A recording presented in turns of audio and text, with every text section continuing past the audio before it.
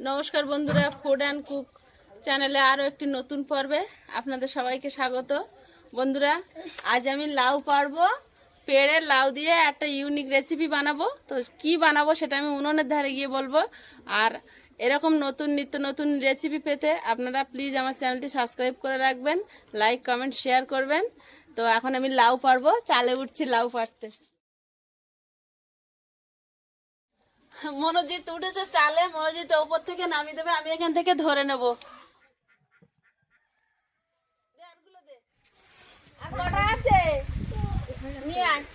তো বন্ধুরা, লাউ পেড়ে নিয়ে উনুনের ধারে চলে এসেছি। স্বাদের লাউ, লাউ দিয়ে তো অনেক রকম রেসিপি আপনারা খেয়েছেন।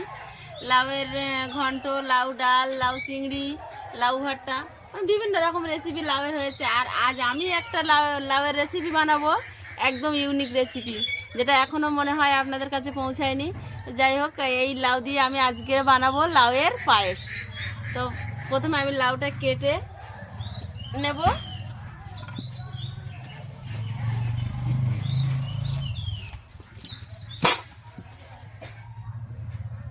একদম কচি লাউ, আর পায়েসের জন্য এরকম লাউই উপযুক্ত লাউ। এরকম লাউ দিয়ে পায়েস খুব সুন্দর হয়।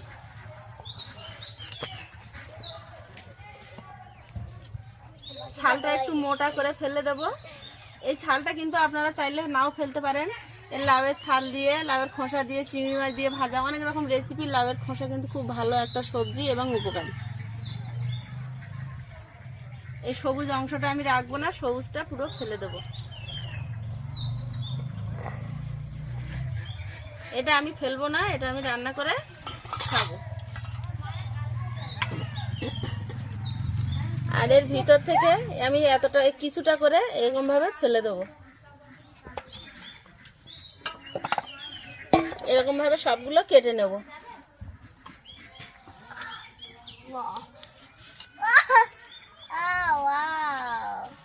দেখুন বন্ধুরা, আমি এই অংশটা একটু করে ওপর থেকে কেটে বাদ দিচ্ছি, কারণ এইটা বেশি নরম এবং এটা প্রচন্ড জল থাকে।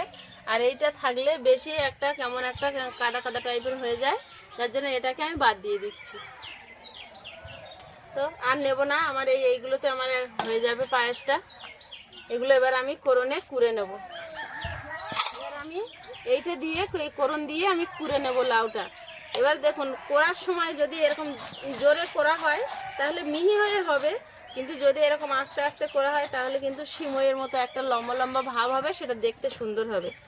তো আমি আস্তে আস্তে সিমইয়ের মতো করে লম্বা লম্বা করে এভাবে কোরনে কুড়ে নিচ্ছি। লাউটা দেখুন সিমইয়ের মতো করে কুড়ে নিয়েছি।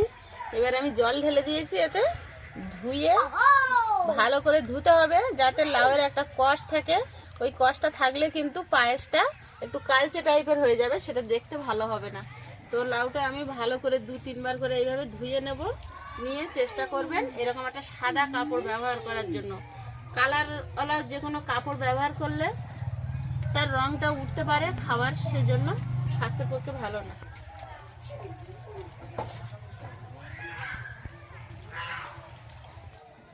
উনুনটা জ্বালিয়ে দিয়েছি। এবার উনুনে কড়াই বসিয়ে দেবো। প্রথমে কড়াইতে দিয়ে দেবো জল।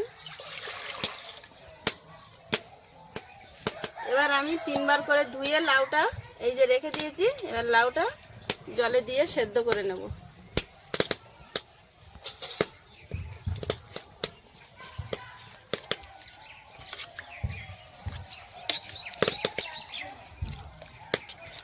দেখুন বন্ধুরা, আমার লাউটা সেদ্ধ হয়ে গেছে।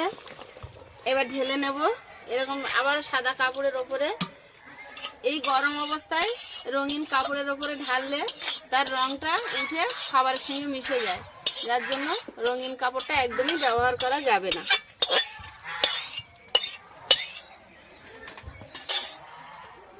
এখানে আমি 1 কিলো দুধ নিয়েছি, এটাকে এবার আমি জাল করে নেব। বন্ধুরা, আমি এখানে নিয়েছি খেজুর গুড়ের পাটালি। আপনারা চাইলে চিনি কিংবা বাতাসা ব্যবহার করতে পারেন, কিন্তু এখানে আখের গুড় একদমই ব্যবহার করা যাবে না, তাহলে পায়েসের টেস্টটা নষ্ট হয়ে যাবে। তাই গুড়টা একটু কেটে, এতটা লাগবে না, যতটা লাগবে। স্বাদটা অনেকটাই শক্ত, তো আমি ভেঙে হাফ করে নিয়েছি। এবার আমি এই গ্রেটার দিয়ে গ্রেট করে নেব। দেখুন এইভাবে করে করলে একদম মিহি হয়ে বেরোচ্ছে।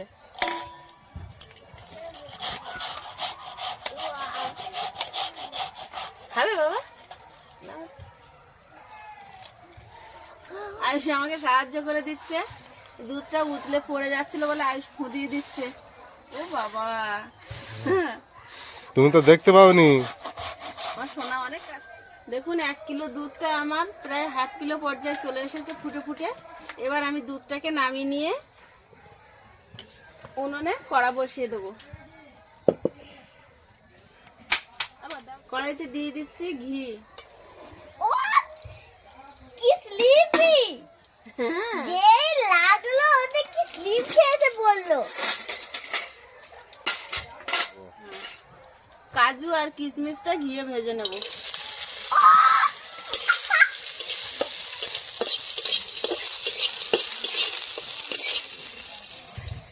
আবারও কড়াটা উনুনে বসিয়ে দিলাম। আবার কি দেবে? আবার স্লিপ খাবে দেখবো। এর মধ্যে দিয়ে দেবো আর একটু ঘি। ও এবার অনেক জোরে স্লিপ খেয়েছে। বড় ঘি না? ঘির মধ্যে দিয়ে দেবো গোটা এলাচ আর একটুখানি দারচিনি। দারচিনি আর এলাচটা একটু ভাজা ভাজা হবে।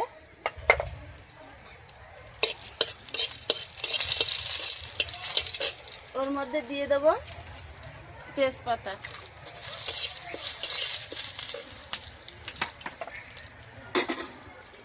ওর মধ্যে লাউটা দিয়ে দেবো।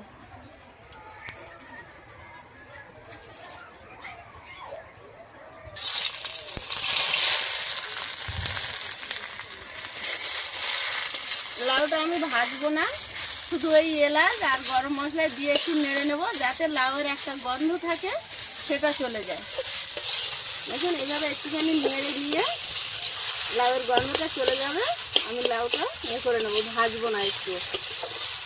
তো হয়ে গেছে, এবার এটা আমি নামিয়ে নেব। এবার আবার দুধটা উনুনে বসিয়ে দেবো।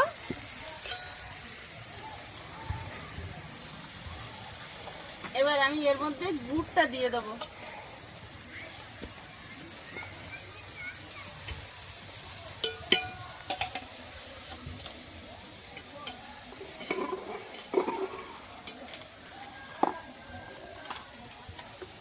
এবার আমি এগুলো দুধের মধ্যে দিয়ে দেবো।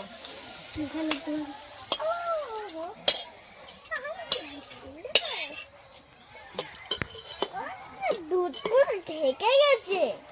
এবার আমি এখানে একটু চালের গুঁড়ো নিয়েছি, ওইটাকে একটু জল দিয়ে গুলে নেব।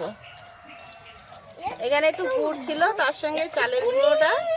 এখানে কিন্তু চালের গুঁড়োই ব্যবহার করতে হবে। চালের গুঁড়োর বদলে ময়দা, আটা কিছুই ব্যবহার করা যাবে না, কারণ চালের গুঁড়োটা দিলে ভালো।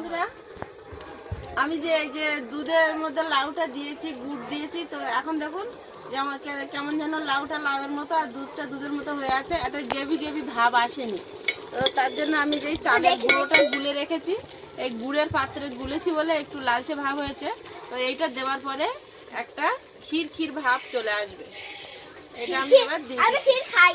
আমাদের আয়ুষ কি তোমায় বলে দিচ্ছে নাকি? হ্যাঁ, ক্ষীর খায় না। আর খেতে এবার দেখুন ক্ষীর হেভি লাগে ঘন হয়ে যাবে। সত্যি ঘন হয়ে গেছে। আর একটু ফুটুক। দেখুন চালের গুঁড়োটা দেওয়ার পর কি সুন্দর, একদম বোঝাই যাচ্ছে না এটা কি দিয়ে বানানো হয়েছে। তো পায়েসটা আমার প্রায় হয়ে এসেছে। এবার আমি যে কাজু কিশমিশ ভেজে রেখেছিলাম দিয়ে দেবো।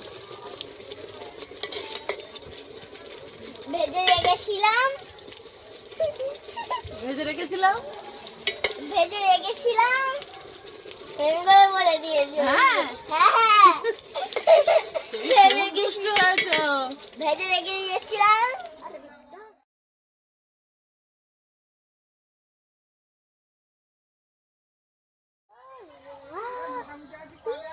তলা ঠান্ডা ঠিক আছে। গরম কিন্তু আমি পায়েস রান্না করে রেখে দিয়ে পরের দিন ঠান্ডা পায়েস খেতে বেশি ভালো লাগে। আয়ুষ কেমন হয়েছে? খাইনি এখনো। খেতে খেতে পারছে না, গরম, আমার এইটা ঠান্ডা হয়েছে। বুঝেছো? আস্তে খাবে, গরম ঠান্ডা। তো বন্ধুরা, এরকম নিত্য নতুন রেসিপি পেতে আপনারা আমার চ্যানেলটি সাবস্ক্রাইব করে রাখবেন। আর আজকের ভিডিওটা যদি আপনাদের ভালো লেগে থাকে তাহলে প্লিজ একটা লাইক দেবেন, কমেন্ট করবেন, শেয়ার করবেন। আর আজকের পর্বটা আমরা এখানেই শেষ করছি। দেখা হচ্ছে আগামী পর্বে। সবাই ভালো থাকবেন, সুস্থ থাকবেন। তো আজকের মতো নমস্কার।